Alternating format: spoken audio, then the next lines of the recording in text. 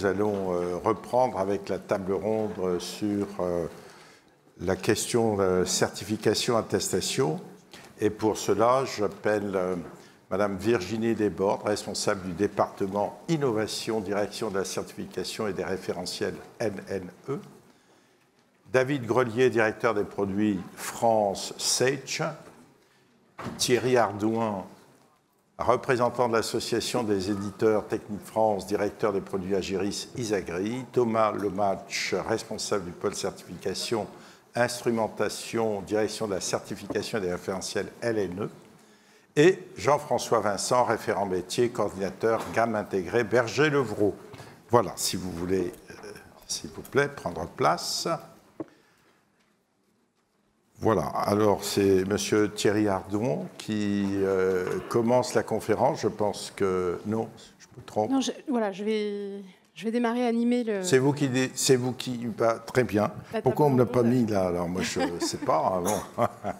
Très bien. Vous allez clarifier, bien nous expliquer certification, attestation. Certification, attestation. Voilà, l'objectif de cette table ronde, ça va être d'expliquer les deux voies possibles que nous avons évoquées ce matin entre l'attestation et la certification et la possibilité pour un fabricant de système de caisse, un éditeur, le logiciel de caisse,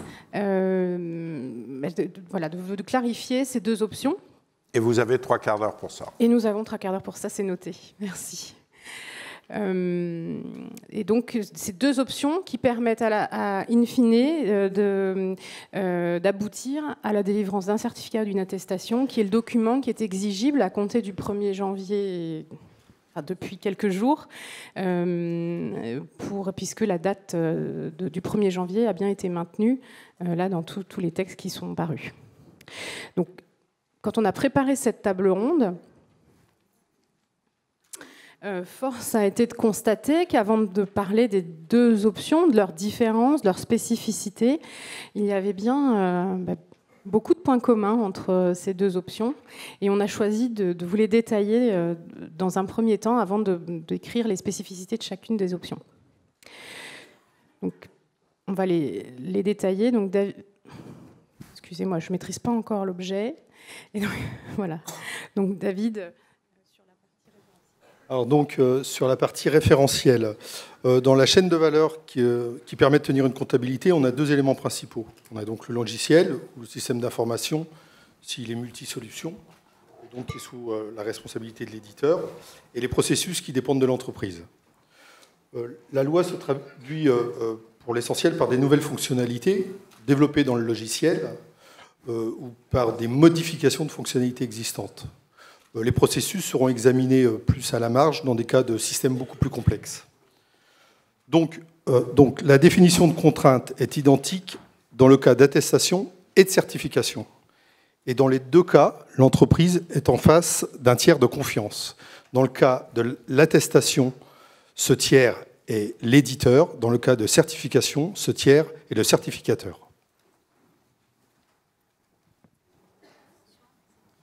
Validité. Tu prennes le micro. Pardon. You speak in the micro. Yes. Yes.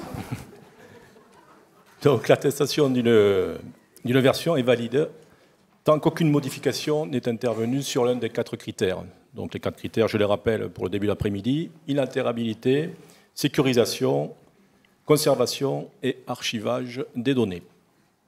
Donc par contre, si effectivement une modification intervient, que ce soit dans la procédure d'archivage ou dans le process de sécurisation des données, l'éditeur doit impérativement produire une nouvelle version de son logiciel et avec produire une nouvelle attestation. Thierry. Donc l'attestation ou la validité est soumise également à la stabilité des dispositifs techniques. L'attestation, le logiciel n'est qu'une composante du système.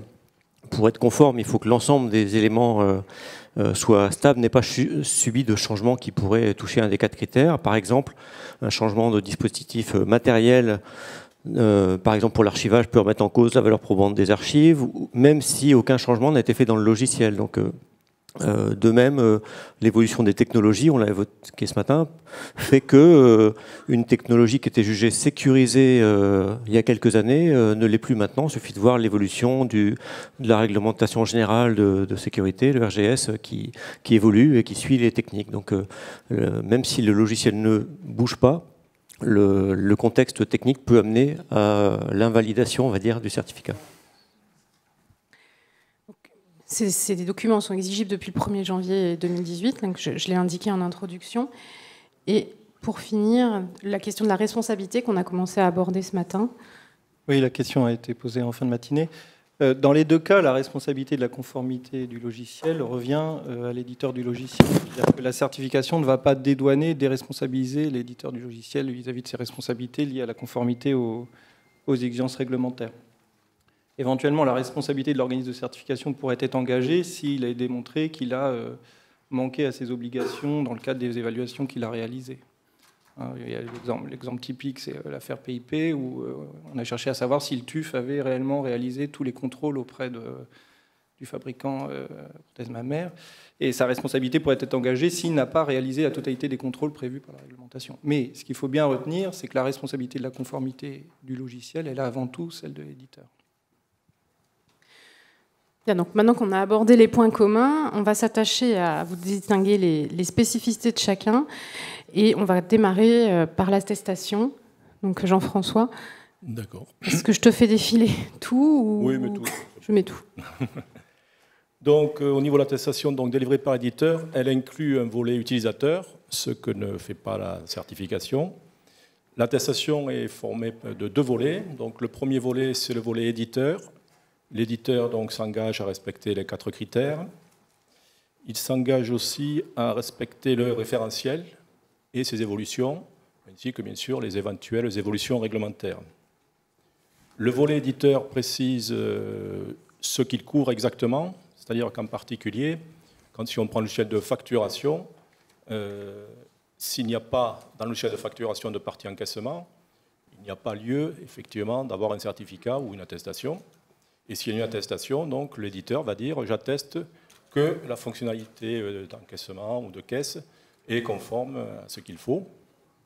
Et il ne s'engage pas sur le reste du logiciel puisque ce n'est pas l'objet.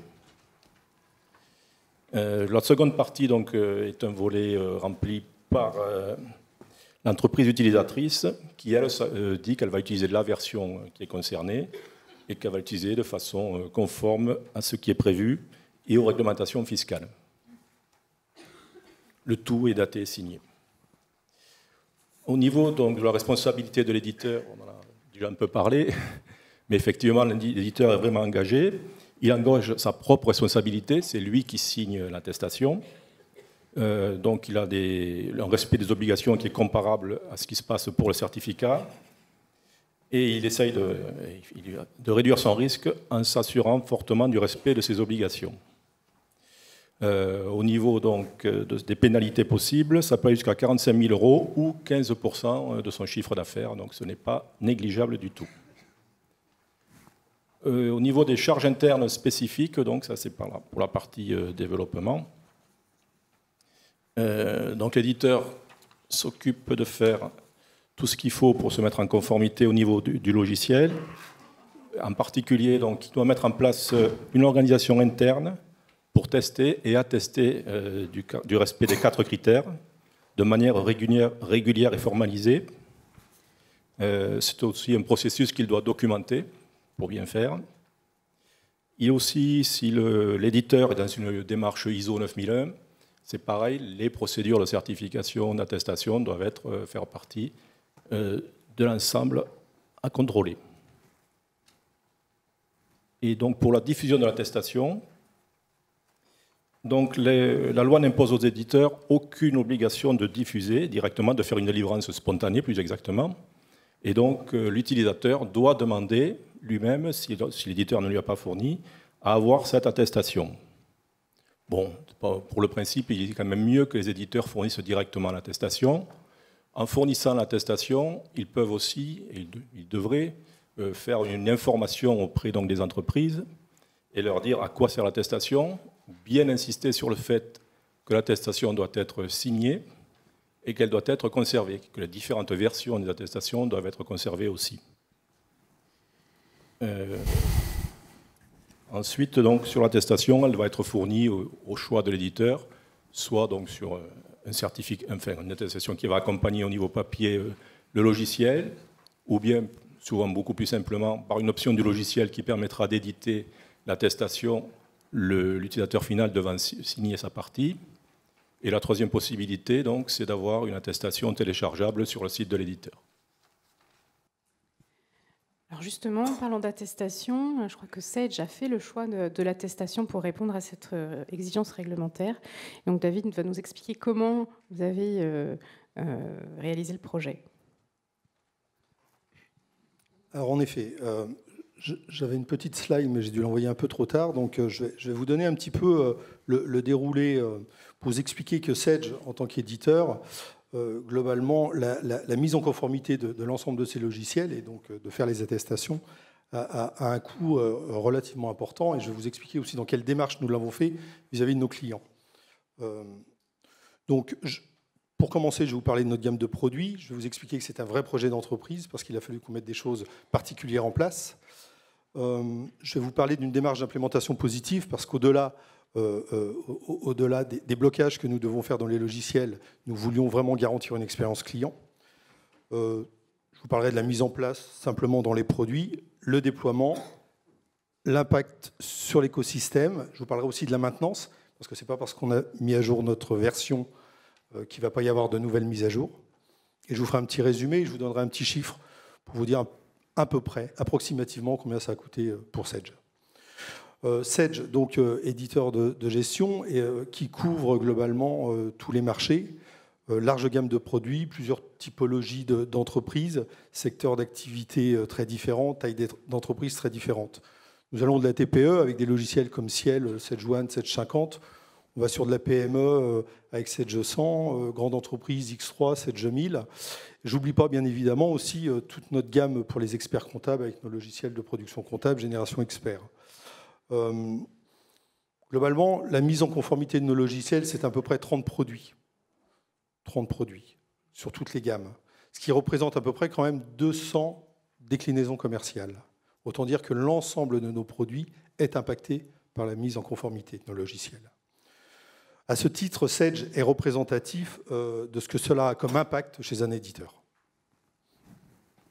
Alors un vrai projet d'entreprise, tous nos projets sont des vrais projets d'entreprise. J'ai mis vrai entre guillemets. Ça veut dire quoi? Ça veut dire que globalement, lorsqu'on va faire des nouvelles fonctionnalités dans les logiciels pour les TPE ou pour les grandes entreprises, on travaille quand même de façon un peu unitaire. Là, globalement, on a mis en place une gouvernance produit permettant de réunir tous les services dans l'entreprise afin de se synchroniser régulièrement pour la communication, pour le support, pour les formations et aussi pour toutes les équipes R&D qui ont dû collaborer ensemble. La démarche d'implémentation positive, comme je l'ai nommé, c'est clair, les produits doivent être conformes à la loi et donc nous devons rajouter des contrôles ou des blocages. Cependant, il est hyper important de conserver la productivité pour nos clients et la qualité aussi de l'expérience client. Ça, c'était vraiment un critère important. Ce n'était pas simplement de dire on doit bloquer quelque chose, on le bloque. Non, il faut que l'expérience client reste très positive. C'est donc le rôle de l'éditeur de trouver le bon moyen que ce contrôle ne soit pas une contrainte. Je ne vais peut-être pas aller jusqu'au point de dire un bénéfice, mais pourquoi pas dans certains cas. Je vais vous expliquer pourquoi. Pour ce faire, donc, nos équipes de veille légale ont travaillé, ont décortiqué et travaillé encore sur la loi pour en avoir une parfaite compréhension. L'objectif est bien qu'ils vulgarisent et qu'ils transmettent ces informations-là à nos équipes produits, nos équipes développement. Nous avons aussi nos architectes logiciels parce qu'il a fallu qu'on aille dans les entrailles de notre système parce que nous avons des bases qui sont plutôt ouvertes et on n'a pas le droit de les ouvrir. Donc bien évidemment, il y avait des modifications techniques de cœur à réaliser. Au-delà de cela, ce qu'on a aussi souhaité, c'est que chaque R&D par marché prenne bien en compte les besoins de leurs clients. Okay, c'est-à-dire qu'aujourd'hui, si nous avons un artisan qui est devant son ordinateur et qui veut modifier une facture, ce n'est pas du tout la même chose que le comptable d'une grosse entreprise ou un expert comptable qui va vouloir faire une facturation à un particulier. Ce n'est pas du tout la même perception. Ça veut dire qu'il a fallu aussi qu'on l'adapte à chaque gamme de produits. Je vais vous donner 2 exemples de cette démarche d'implémentation positive. Par exemple, pour les TPE, ne pas pouvoir... un artisan, il se dit, j'ai fait une erreur dans une facture, il a tendance à dire, j'ouvre ma facture et je modifie. D'accord ? Il ne peut pas faire ça. Donc, on n'a pas simplement dit, non, c'est interdit, vous devez créer une nouvelle facture et faire un avoir. Automatiquement, on a mis un process qui va générer l'avoir et qui va créer la facture. Et il se retrouve, lui, donc, dans une expérience de qualité où on lui explique, bien évidemment, ce qu'on a fait, mais lui, au moins, il peut directement faire les modifications dans cette nouvelle facture, et non pas la facture initiale. Il ne perd aucun temps, et donc l'expérience est conservée, et la productivité aussi. Un autre exemple, pour les outils de traçabilité. Donc je vais prendre un autre exemple. Maintenant, sur PME, sur notre Sedge 100, nous avons mis en place ces outils de traçabilité. Nous avons été au-delà en fait, de la demande. C'est-à-dire que nous avons aussi tenu compte des demandes de nos clients, de nos partenaires qui dataient ou qui ne dataient pas ou récentes, pour mettre un outil à disposition qui allait au-delà de ce qui était demandé dans le cadre de la conformité. Donc, une fois de plus, c'est-à-dire que nos clients ont dit « Ah, il y a un outil de traçabilité pour la mise en conformité », mais en plus, ils ont rajouté des éléments à valeur qui nous intéressent et vont nous faire gagner du temps. Voilà pour la démarche d'implémentation. La mise en place dans les produits, pour un éditeur, est somme toute classique. C'est-à-dire qu'ensuite, lorsque nous avons déterminé ce que nous devions modifier et ce que nous devions rajouter, nous avons simplement mis ça dans les plans d'édition, les roadmaps, pour les éditeurs, on parle comme ça. Et globalement, ensuite, les équipes de R&D analyse, spécification, développement, test, documentation. Ça, le process était classique. La seule différence, j'ai envie de dire, c'est que toutes les équipes R&D travaillaient et travaillent en même temps sur les mêmes sujets. Donc, on s'est dit aussi qu'on allait en profiter pour faire de la mutualisation. Donc, on a essayé de trouver des dénominateurs communs pour, pourquoi pas, faire des outils qui pouvaient servir à tout le monde. Okay ? Uniquement si ça faisait gagner du temps. Autrement, ce n'était pas la peine, chacun le faisait dans son coin, pour l'adapter à son produit. Déploiement, déploiement pour un éditeur comme Sedge, vous imaginez tous les produits, réaliser les masters, ce qu'on appelle les masters, réaliser les produits finis, les mettre sur le marché, formation interne, externe, plan de com, tous les services ont été impactés, bien évidemment, le support, le marketing, tout le monde a été impacté. Impact sur notre écosystème. Nous avons embarqué dès le début nos partenaires et nos intégrateurs. Bien évidemment, ils sont partie prenante dans ce projet-là, parce qu'eux aussi ont pu développer des choses connexes à nos produits. Donc ça a été très très important de les intégrer et de les voir régulièrement et de travailler le sujet avec eux. D'ailleurs, Sedge est à l'initiative d'un groupe de travail dédié aux intégrateurs dans le cadre de l'Académie sur la loi antifraude. En termes de maintenance, nos logiciels sont conformes, on a notre attestation, cependant ça ne va pas s'arrêter. C'est-à-dire que la loi va continuer à évoluer par de nouvelles fonctionnalités, par de la modification de fonctionnalités, c'est-à-dire que régulièrement et de façon récurrente, nous allons mettre à jour nos logiciels, peut-être pas uniquement dédiés sur ces points-là, mais régulièrement dans les nouvelles versions, c'est-à-dire que ça aura un coût récurrent dans nos produits. Mais en plus, nous allons aussi mettre en place des processus dans les produits qui vont aller détecter si un des 4 critères a été touché pour automatiquement qu'on ait un principe qui nous régénère l'attestation et qui la mette à disposition. Si un des 4 critères est touché, ce qui est obligatoire. En résumé, je vous ai dit qu'en effet, Sedge a une large gamme de produits nécessitant une gouvernance appropriée. Le coût de mise en œuvre a été très important et est très important, bien évidemment, par rapport à toutes ces gammes et par rapport à toute notre gamme. Nous estimons aujourd'hui que sur une année de travail, cela représente 40% de temps pour un éditeur comme Sedge. En résumé, je voudrais dire aussi que le rajout de ces contrôles a vraiment été fait dans cet esprit d'intégration dans le produit pour continuer à apporter de la valeur à nos clients et non pas comme une surcouche ou des verrues qui pourraient être perçues par eux, mais bien pour donner de la valeur et continuer à ce qu'ils aient de la productivité. Voilà le témoignage de Sedge. Merci David pour ces éléments opérationnels. On a évoqué tout à l'heure le format de l'attestation. Enfin, Jean-François a commencé à en parler. Je crois que Thierry, tu as prévu de présenter ce format. Oui, alors je vais pas vous le lire, mais donc ce qui est important de dire sur le modèle d'attestation, déjà dans le contexte, le BOI d'août 2016 a préconisé un modèle d'attestation. Dans nos échanges avec la DGFiP, on a vu qu'il y a des cas qui ne pouvaient pas être intégrés dans ce modèle existant. Je l'ai évoqué ce matin. Donc on a fait une proposition de modèle qui, quand même, sur le fond, reste le même, mais qui est un peu plus adapté à la diversité des cas. Et donc, les éditeurs, pour la plupart, tous ceux qui ont fait une attestation avant le 1er janvier, ce qui était quand même l'obligation, donc beaucoup sont partis sur ce modèle que l'on propose en attendant qu'on le fasse évoluer suite à nos prochains échanges, peut-être. Donc, pour les éditeurs donc, qui veulent faire une attestation de conformité. Donc, il y a bien 2 volets, comme l'a dit Jean-François tout à l'heure. La première partie, donc, c'est le volet éditeur. Donc, voilà, l'éditeur s'engage à ce que les fonctionnalités de caisse de telle version, de tel produit satisfassent aux conditions d'inaltérabilité, sécurisation, conservation, archivage, en vue du contrôle prévu à l'article 286. Et donc ça, c'est copier-coller du texte original. Et donc, c'est bien ce qui est le plus important dans l'engagement de l'éditeur. Ce qui a été ajouté, c'est le fait que,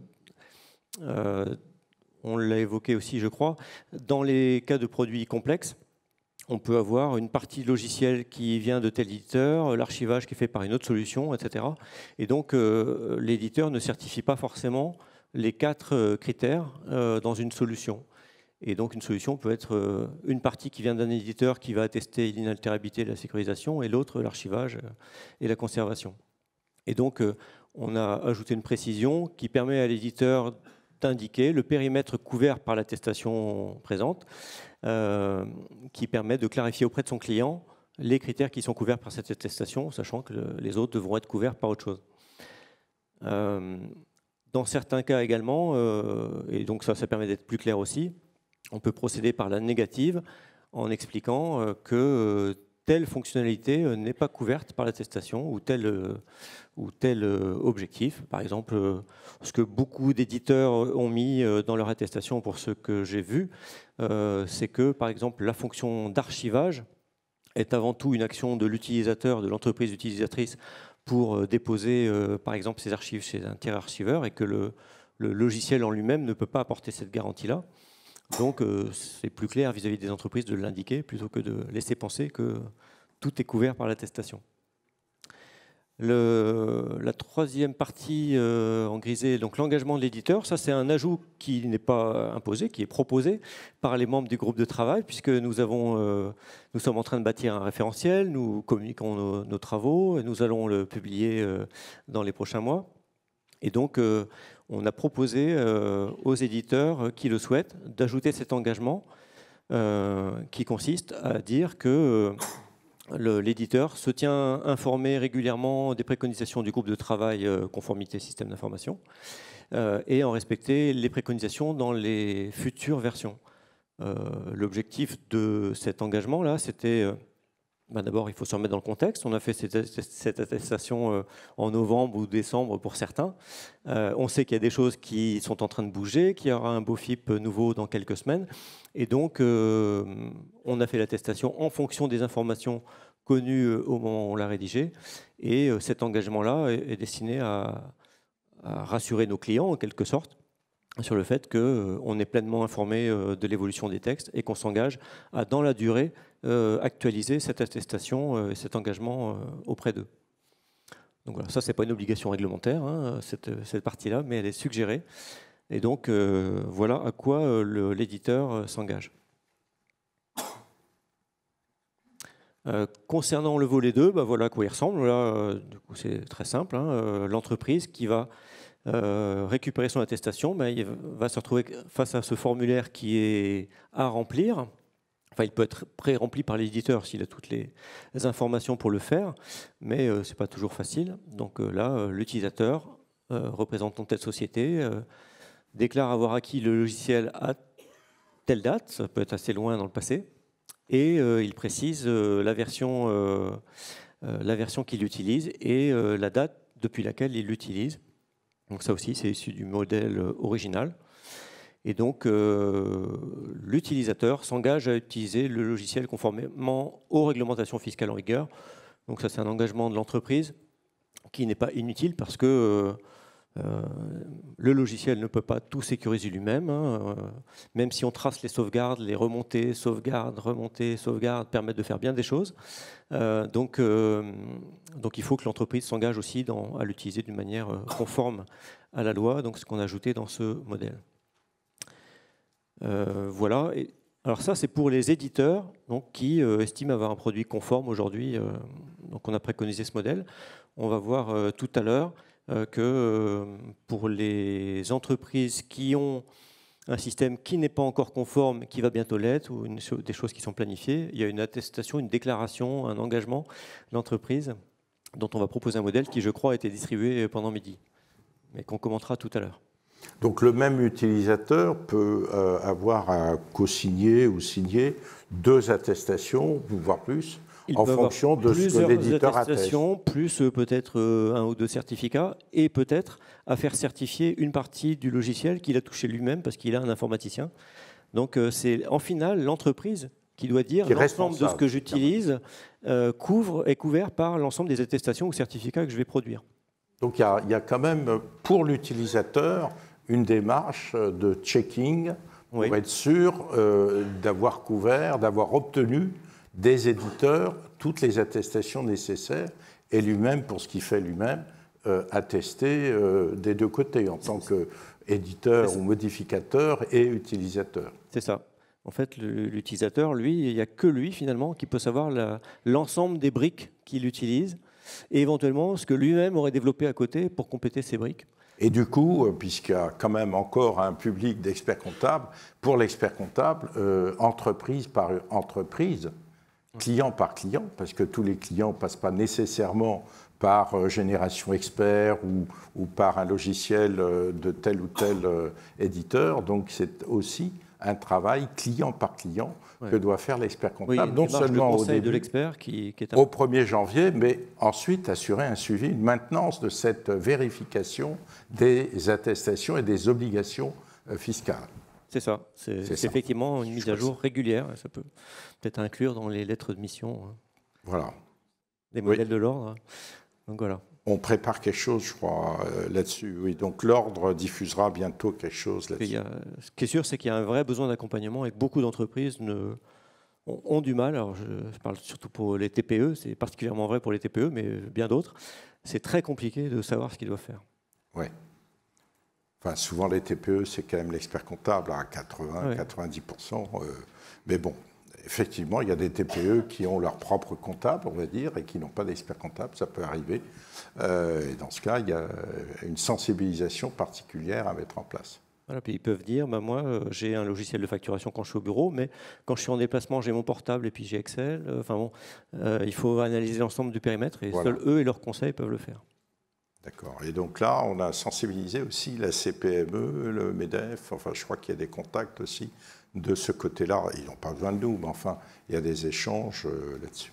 D'accord. Voilà, donc je crois qu'on a fait le tour des spécificités de l'attestation. Oui, voilà. Donc, bon, meubler un peu pendant 10 minutes. Alors, il faut gagner du temps. Et donc, on va maintenant passer aux spécificités de la deuxième option, qui est l'option de la certification. Et donc, c'est Thomas Lomatch qui va nous expliquer ces différences. Oui, alors une des principales spécificités de la certification, c'est que la méthode qui va être utilisée pour vérifier la conformité d'un produit aux exigences réglementaires va être celle de l'organisme de certification. On l'a vu dans le cadre de l'attestation, la Sage, par exemple, a utilisé sa méthode pour démontrer que ces solutions étaient conformes à la réglementation. Donc, c'est les méthodes propres à l'éditeur qu'il choisit de faire. Là, dans le cadre de la certification, ça va être les méthodes de l'organisme de certification, méthodes qui sont par ailleurs validées dans le cadre de son accréditation par le COFRAC, là, comme on l'a vu ce matin. Du coup, il y a 2 organismes de certification là, à l'heure actuelle. Il y a le LNE et l'AFNOR. qui chacun, du coup, a ses référentiels et ses méthodes pour démontrer la conformité au référentiel. Alors, pour ce qui est du LNE, comment se déroule une certification? Donc, l'éditeur va déposer une demande auprès du LNE. D'ailleurs, dans ces cas-là, là, ce qu'on a mis en place là, récemment, c'est qu'on va, à l'occasion de cette demande, délivrer une attestation attestant que l'éditeur a déposé une demande et s'est lancé dans la démarche de la certification, ce qui lui permettra de justifier qu'il a initié cette démarche auprès de ses clients. Une fois qu'on a reçu cette demande, il va devoir nous fournir une documentation, qui est la documentation qui va décrire le produit et qui va permettre à l'organisme de certification d'évaluer la conformité du produit, qui va permettre de décrire le produit, ce qui sera utile ensuite lors de toutes les étapes qui suivront et même en cas de contrôle. Cette documentation, j'insiste là-dessus, elle est du coup très importante et l'organisme de certification va procéder à une recevabilité documentaire. La première des choses qu'il va faire, c'est s'assurer que cette documentation est bien celle qui est demandée, requise, décrite dans le référentiel de certification et dans les exigences réglementaires. Et ce qu'on fait là depuis récemment, c'est qu'on va initier la démarche de certification qu'une fois qu'on aura fait cette recevabilité documentaire. Il y a beaucoup d'éditeurs qui ont voulu aller très vite, parce que les exigences en temps étaient très serrées, qui ont au début souhaité aller très rapidement à l'étape suivante, qui est l'évaluation. Et lorsqu'on avait engagé l'évaluation, on réalisait que la documentation n'était pas du tout prête. Elle n'avait pas été nécessairement bâtie pour démontrer la conformité aux exigences. C'était la documentation qui décrivait le produit et qu'ils utilisaient en interne. Et le problème, c'est que par la suite, ça va rapidement bloquer. On ne va pas pouvoir aller au bout de l'évaluation parce qu'il manque un tas d'éléments. Et du coup, on va rapidement dire que ce n'est pas possible et arrêter l'évaluation. Donc maintenant, on insiste bien sur cette documentation et la recevabilité de cette documentation avant d'initier la démarche qui suit, qui est l'évaluation à proprement parler, avec l'évaluation et l'audit. Alors voilà, ensuite, une fois que la documentation est bonne, des évaluateurs de l'organisme de certification, là pour le LNE, vont faire des vérifications d'ordre documentaire fonctionnel. Ces vérifications, d'ailleurs, elles sont décrites dans le référentiel de certification. Pour ce qui est de LNE, là, le référentiel est téléchargeable sur notre site internet. Et vous allez voir, donc, par rapport aux 4 grandes exigences du BOI qu'on a évoquées, dans le référentiel du LNE, on les a déclinées à travers 30 conditions qui sont à respecter. Pour chacune de ces conditions, on a décrit donc, la documentation qui était requise, les vérifications qui vont être réalisées par l'organisme de certification, aussi bien les vérifications documentaires que fonctionnelles, et de robustesse. Alors documentaire, c'est-à-dire que pour chacune des 30 conditions, on va vérifier qu'il y a bien la documentation qui explique comment l'éditeur répond à l'exigence. On va faire ensuite des vérifications fonctionnelles, c'est-à-dire qu'on va manipuler, on va utiliser le logiciel pour vérifier que... Des tests, vous allez tester le... D'accord. Des tests en grandeur nature, quoi. On va se mettre dans une situation d'utilisation du logiciel et on va s'assurer qu'il répond tel que décrit dans la documentation. On va aussi faire des vérifications que l'on appelle, nous, évaluation de la robustesse, où là, on va aller un peu plus loin, c'est-à-dire qu'on va vérifier que les conditions sont remplies en allant jusqu'à vérifier le code du logiciel. Donc là, on va faire un audit de code. Donc on va étudier le code du logiciel pour voir qu'effectivement, ce qui est décrit dans la documentation, c'est bien ce qui figure dans le logiciel à proprement parler. Le code, ça veut dire quoi, le code ? C'est quoi le code du logiciel? C'est bien le langage informatique. Ah, le code source, bien sûr. Oui, le code source. D'accord. Notamment, il y a des exigences pour tout ce qui est sécurité, inaltérabilité, où du coup l'éditeur va mettre en place des solutions éventuellement cryptographiques pour rendre son logiciel inaltérable. On va aller challenger ça, c'est aussi pour ça que j'appelle ça robustesse. On va challenger ces aspects-là, vérifier que la méthode qu'il utilise donne un niveau de confiance convenable, répond à l'état de l'art actuel. Là, ça s'est décrit à travers des règlements, notamment le règlement rédigé par l'ANSSI.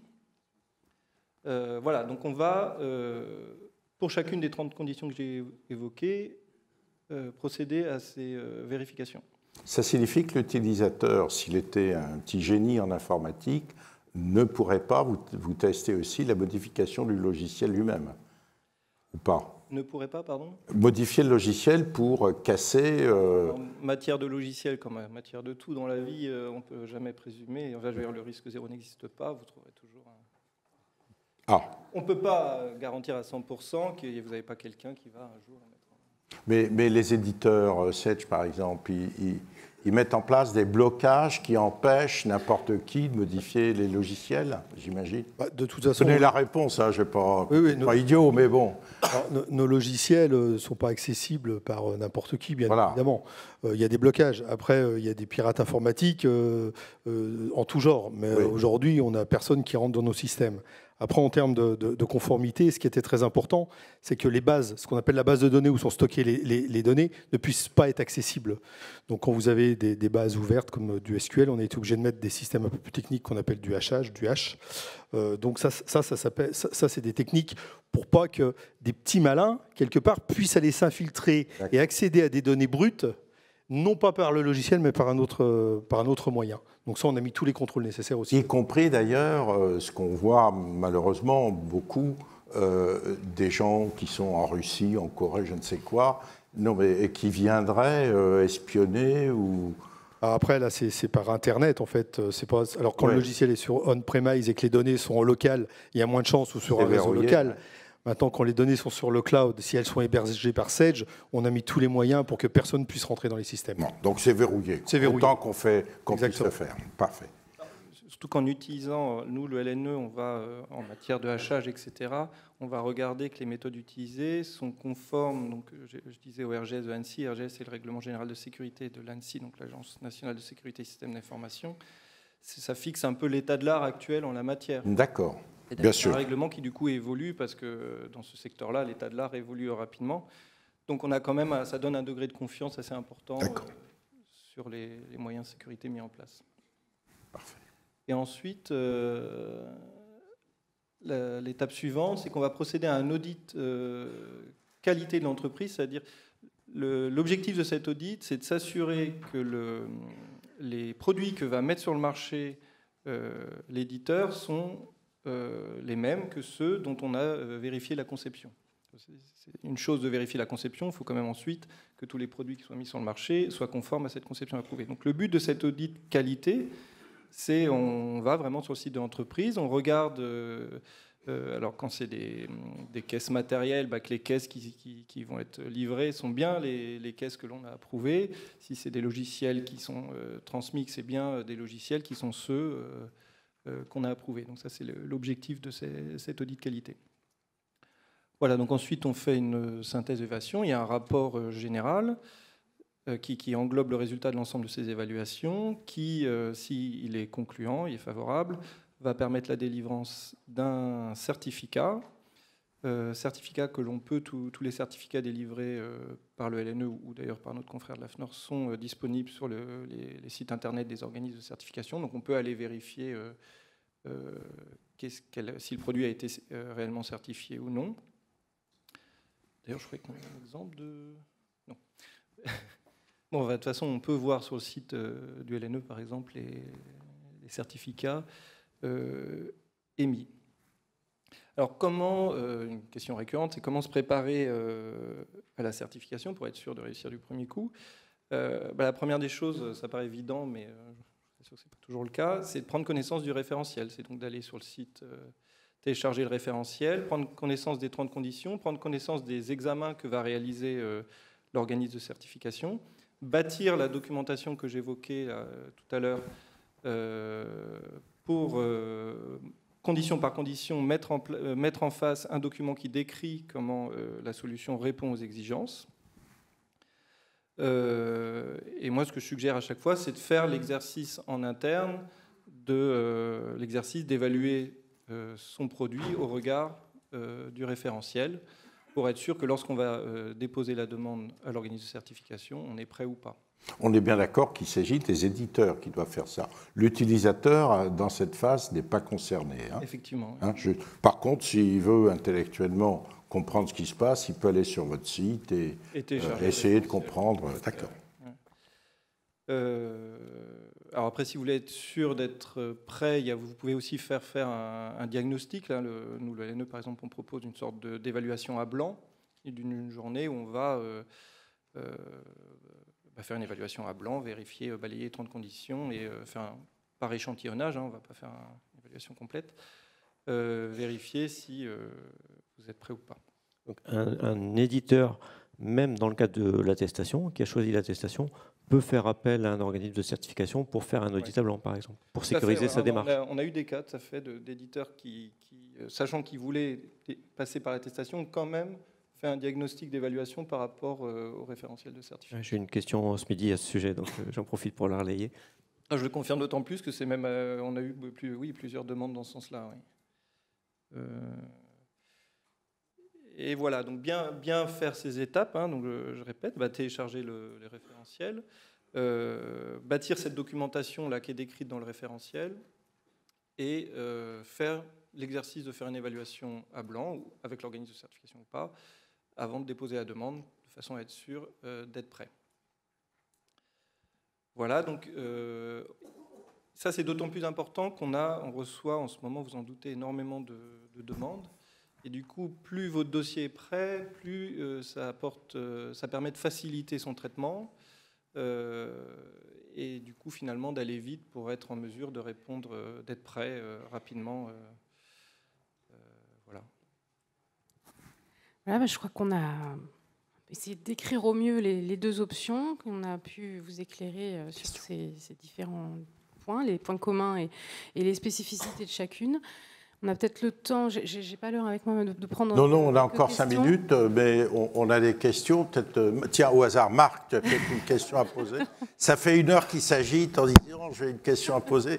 Vas-y, Marc. La question est la suivante. Est-ce que vous avez une connaissance de la proportion de gens qui se présentent à la certification et qui sont prêts ou qui ne sont pas prêts?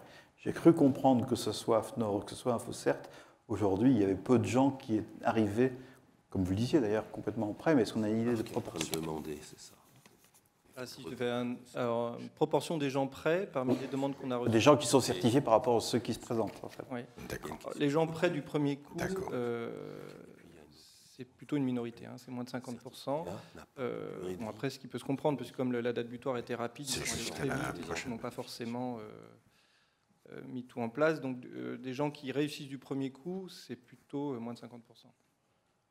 Voilà. Est-ce que la question porte aussi sur le nombre de gens concernés, le nombre de demandes? Non, mais déjà, ça donne une indication de la nécessité de se préparer. Oui, et c'est pour ça d'ailleurs que j'insiste sur la préparation, le fait de bâtir cette documentation. C'est bien parce qu'on observe effectivement que c'est plutôt une minorité de dossiers qui sont... Et parmi cette minorité, il y en a que vous récusez, entre guillemets, ou est-ce que c'est 100% gagnant avec certification? Je ne demande pas des noms, mais est-ce que... Enfin, si vous voulez en donner, vous pouvez... Non, mais je veux dire, c'est pour comprendre l'état du marché, quoi. Est-ce que les éditeurs sont vraiment à niveau ou est-ce qu'il y a encore un effort à faire? Je dirais quand même dans les 50% qui arrivent à avoir un dossier recevable du premier coup, il y a pour le coup quand même une majorité de gens qui, à l'issue de la première évaluation, arrivent à obtenir le certificat. Alors, après, il faut voir qu'il peut y avoir, lors de l'évaluation, on va identifier des non-conformités. Pour le coup, c'est rare qu'il y ait 0 non-conformité du premier coup. Mais une fois qu'on a identifié ces non-conformités, donc elles sont présentées à l'entreprise, sont présentées dans le rapport, et l'entreprise a plusieurs semaines pour y répondre en mettant en place des actions correctives. Et si elle arrive à démontrer qu'elle a mis en place ces actions et qu'elles sont mises en œuvre, du coup, on repart sur la certification. On repart pas à 0, bien évidemment. Et donc, on fait une petite évaluation complémentaire et une fois qu'on a traité son conformité, on peut délivrer. Vous avez copié la démarche des commissions aux comptes, finalement. Bon. Bah oui, d'une certaine manière. Ça coûte combien, alors, de certifier quel est le coût de la certification? Il y a le coût, il va y avoir un coût direct, qui est de l'ordre... Alors, ça dépend des types de logiciels. On a vu 5 jours, mais ça peut être plus, j'imagine. Oui, parce que ça va dépendre de la typologie de logiciel. On a Parce que finalement, un système de caisse, ça va de la caisse enregistreuse de base, vous avez un petit logiciel sur microprocesseur, jusqu'à un grand logiciel qui va gérer plusieurs sites d'e-commerce, Donc on a des typologies radicalement différentes et du coup des coûts différents. Bien sûr. Donc là, je dirais qu'un coût moyen, ça va être autour de 10 000 €, quelque chose comme ça, qui est donc le coût de certification direct. Après, il y a tout le coût, mais c'est comme pour l'attestation, hein, il y a les coûts en interne de l'entreprise pour bâtir la documentation, préparer l'audit, etc. Oui, par rapport au coût, par exemple, Sage... Voilà, je pense que dans la certification, le coût le plus élevé, c'est le coût interne de l'entreprise. Oui, c'est quand même marginal relativement par rapport au coût interne, 40% des temps, etc. Oui. Pardon, allez. Oui, non, ce qui peut jouer, c'est la fréquence des versions, en fait, sur le coût de certification. Il ne faut pas en changer tous les 4 matins, parce qu'à la limite, il faudrait à chaque fois... C'est ce qui, Pierre l'a évoqué ce matin, c'est ce qui pousse certains éditeurs, ou beaucoup d'éditeurs d'ailleurs, à choisir l'attestation. L'essentiel du boulot, de toute façon, est le même. Ouais. Par contre, la fréquence de réalisation des certifications amènerait d'une part des coûts élevés, parce qu'en multipliant, ça chiffre vite, et puis deuxièmement, une dépendance au planning du certificateur, alors que les éditeurs ont parfois besoin de sortir dans des délais très contraints des nouvelles versions. Donc la souplesse de ce côté-là de l'attestation est meilleure. D'accord.